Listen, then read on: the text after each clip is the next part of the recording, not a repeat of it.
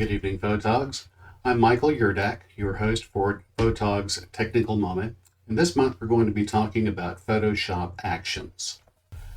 Actions are a command or a series of commands that can be recorded and then played back later to different images to achieve the same or similar results. When you first open the Actions panel, Photoshop has a set of default actions that's displayed, but the rest of these are not. I've loaded them, and the way you do that is you click on this chevron and then go down to this area of the menu, and this is where all of the actions are stored. If you click on it, it opens and adds it to this actions panel. Let's drag this back over here and put it back where I like it. You can sort these tabs as well. If you want the layers to be on the far left, that's fine. If you want the history panel to be on the far left, you can drag it that way also. Let's go back to layers on the left. Actions. Let's put actions right next to the layers. Now let's take a look at a few of these actions. I'm going to click on the image effects folder. I'm going to expand that, and under that image effects folder, you'll see that we've got all of these different effects that we can choose from.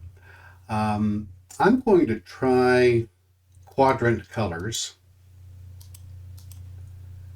Click on the quadrant colors, and you can use the play action from the flyout menu here, or you can use the play action from the play button at the bottom of the window. Let's go here, click on the flyout menu, and click play. Gives me an opportunity to name the layer that it's going to create. Let's keep the snapshot one. Click OK. It's creating a background copy. Same thing, I'm just going to accept the defaults all the way through. As you'll see, it gives you an opportunity to make adjustments to each one of these steps. But again, I'm just accepting the defaults for time's sake. And there you have the quadrant color. You can up more than one action on the same photograph. Let's go down and try sepia tones. I'll click the bottom button on this one, snapshot 2. Again, accepting the defaults. And now we've got a sepia tone photograph. And if you want, we can look at the layers menu and see that we have a layer mask where I can paint off some of the effect. I've got different windows for each one of those two effects. And if we go to the history tab, we can see all of the steps that were done or used to create this. I'm going to right click on the top, clear the history, and remove those two snapshots.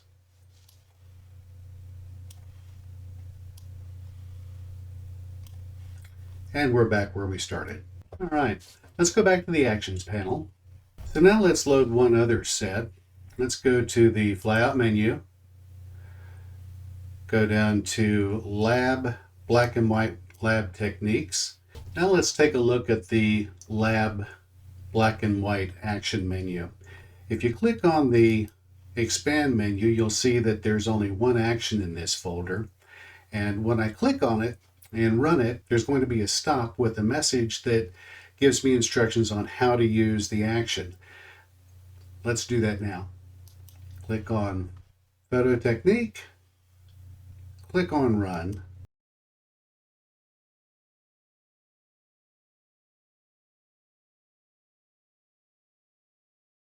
And it tells me that I have the opportunity to adjust the hue and saturation of layer 1, and that will control the color tint of the image. I click Continue,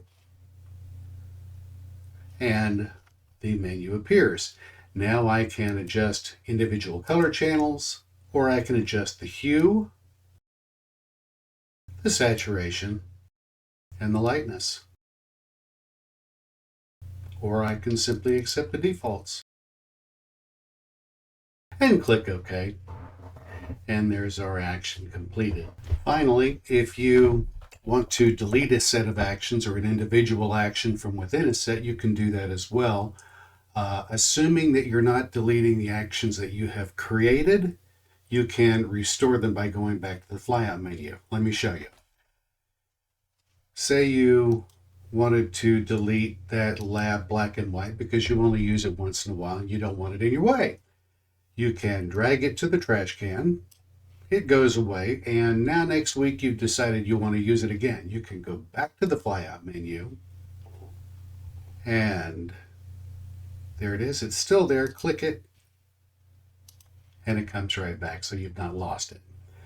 You can reset the actions panel, but I would be cautious while doing that, because if you have created actions and you've saved them in here when you reset the panel, you could lose your work. So be cautious when using reset. Now that we're familiar with the actions panel, it's time to begin recording our own actions. Let's start by recording some single-step actions that will execute a single command. Command or Control-N will bring up a new document dialog box. We want to go a step beyond that and bring up that dialog box and set the document size at the same time. We can use an action to accomplish this in one click. And choosing New Set, or you can simply go to the bottom of the panel, click the folder, and we'll name this Single Step Actions. Once the folder is available to store our new action in, we again click New Action. I'm going to call this New Document 8x8 Adobe RGB. I'm going to store it in the single step actions folder that I just created. I'm going to choose function F8 and Shift to create a keyboard shortcut, and I'm going to color code it red. Now, when we hit record, Photoshop will record every step that we take until we hit the stop button. I'm going to click record. Now that Adobe is recording every step that we take, let's click on the word File up here in the File menu. Click on New for the New File dialog box, and let's enter our parameters. The width is going to be 8 inches by 8 inches. It'll be square, obviously. 300 is our resolution. Pixels per inch, RGB color. And let's click Create. We can stop the action now by clicking the Stop button here, or by clicking the flyout menu and hitting Stop Recording. Now, don't let this confuse you by seeing the word Make under New Document.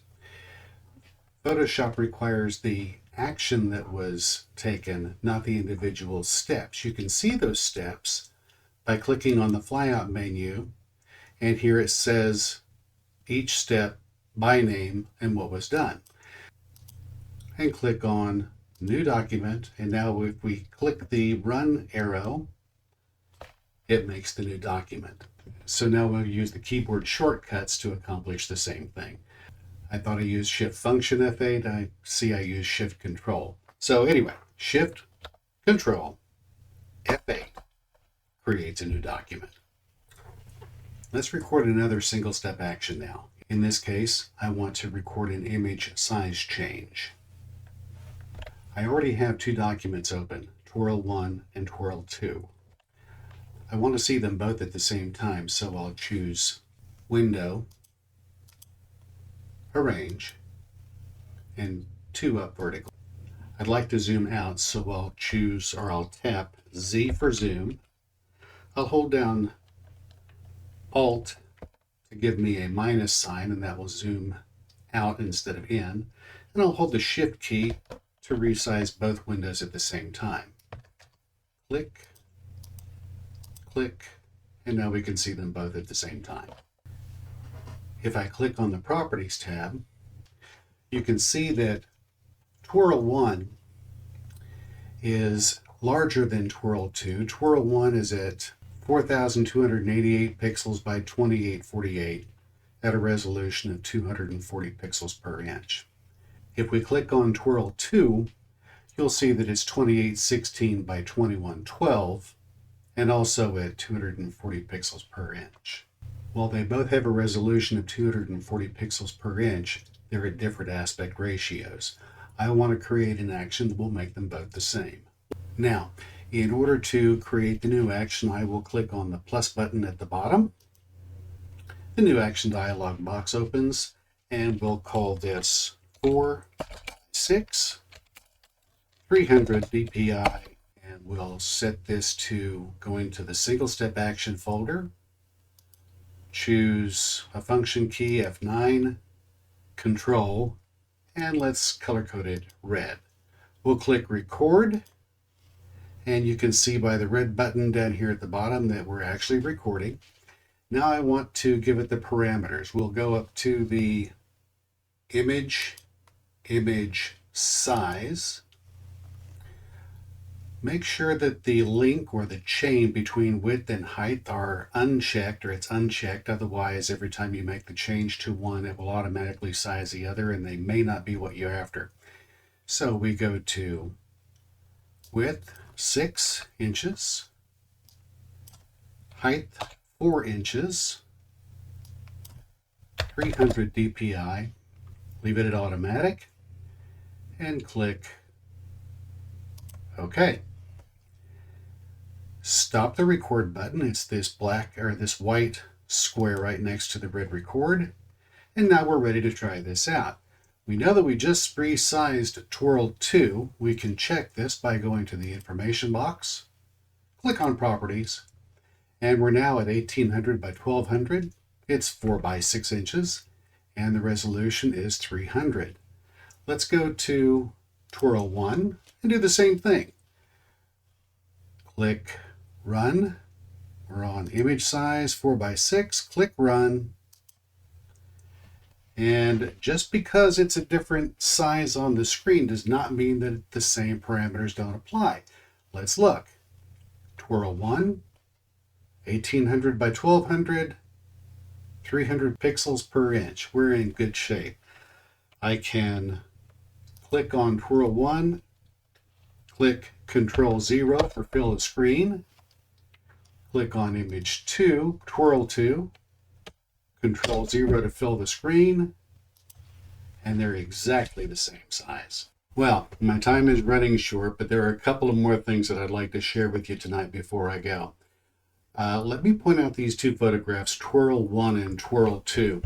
For many years, this technique has been on YouTube as a fun Photoshop project, and I recorded all of the steps necessary to create this action, and I'd like to share that with you. Let me close these two files and open Barn Project and run the action for Twirl on this photograph.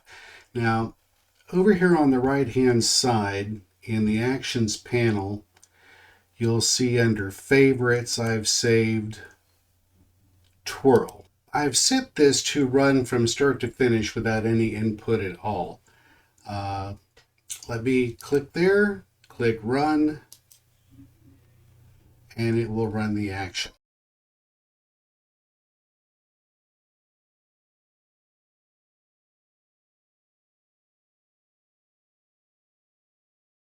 And there's the result. In the description below this video is a link called Twirl. That's a copy of this action. You can click on it, you can download it and use it yourself. And there's one more that I'd like to share with you.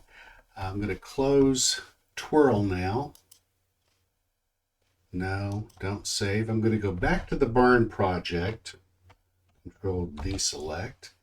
And I'm going to turn this into a winter scene. And again, I'm going to share this action with you in the same area. In the description below, there'll be a link for Yurdak winter scene. Starting with a clean file, back to the barn scene. I've cleared the history and now I'm going to run the action. Yurdak Winter Scene is a group of 4 separate actions that when run together will turn this into a winter photograph. Frosty Tone is going to give the appearance of frost on the tips of the grass and the snow. Black and white luminosity mask is going to give the overall appearance of a light haze to the picture. Blue adjustment layer is going to give it a cool appearance, and then snow is going to add snow at the end. Again, we'll run these one at a time, starting with Frosty Tone. Click there and click Run. And a dialog box will appear right away that tells you how to use this layer. I would suggest you do a screenshot so that you can refer back to it while you're running the action. We'll click Continue, accept the name of the layer, change this from master to individual colors. I'm going to increase the saturation on the red, darken it down just a little bit. That's going to keep the red tones in the roof. Now we'll go to yellows, then greens, and we're going to lighten them. See how it affected the grass and the trees. We're going to do the same thing with the greens. Desaturate, lighten it. Cyans, let's darken those just a little bit. Blues, same thing. Let's saturate those just a bit. And the magentas.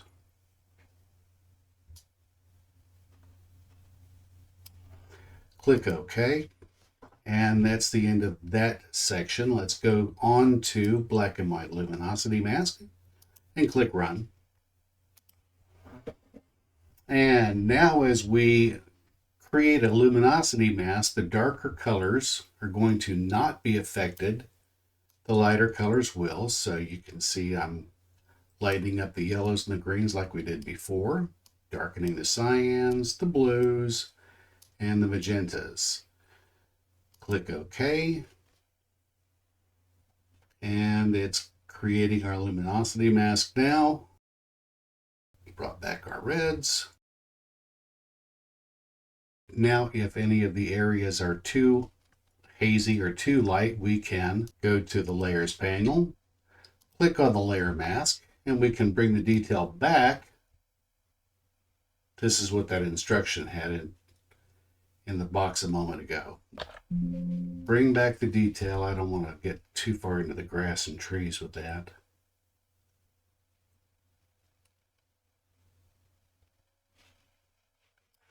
By painting on the mask. Okay, that one's finished. Let's go back and let's make some snow.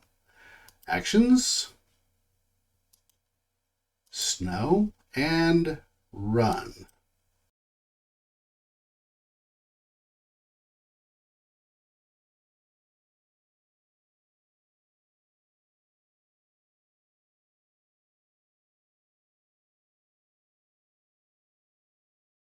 And that's that. Let's go back to the layers panel. I'm going to reduce the opacity of that layer just a little bit. And that does it. Oh, I missed one step. That's the beauty of actions also. You can go back. You don't have to run them in any specific order. You can run them out of order. Let's go to blue adjustment layer and click Run. And I think that last one may have been a little bit too much. Go to the layers panel. Let's turn that one off.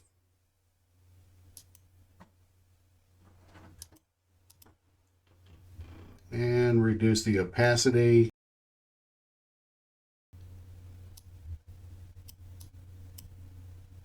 That's it. Okay, and that does it. Again, I've saved this set of actions in the description below. It's saved as Yurdak Winter Scene. If you'd like to have a copy of it, feel free, and I hope you enjoy it. Thanks for watching.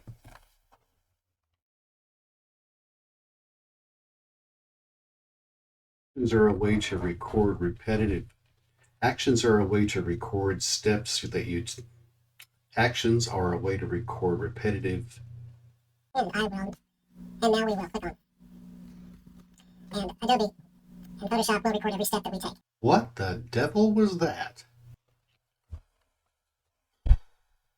It's just a video. It'll be fun, they said.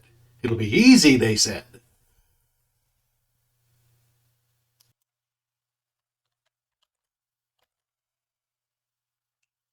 Wrong shirt.